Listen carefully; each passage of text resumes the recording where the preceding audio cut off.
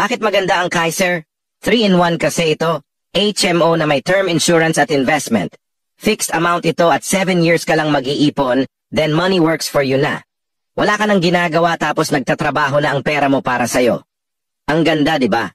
Kasi kung ikukumon HMO, wala rin insurance at hindi rin naman kumikita talaga kasi 0.627 o less than 1% lang ang interest. Matatalo ka pa ng inflation. Note. Wala naman masama na maglagay ng pera sa bangko, importante pa rin yun. Kaya lang dapat ang pera sa bangko ay pang emergency funds natin o business transactions. Kung ikaw ay 10 to 40 years old, 2,647 pesos a month lang, pwede ka nang magkaroon ng health savings fund. Para kung magkasakit, may pampa-ospital. Pag namatay ka, may maiiwan ka sa iyong pamilya. Pwede mo pang maipamana ang policy mo. At pag nag-mature na ang policy, meron kang retirement money.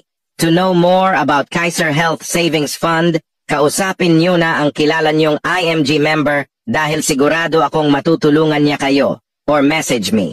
I am willing to help you.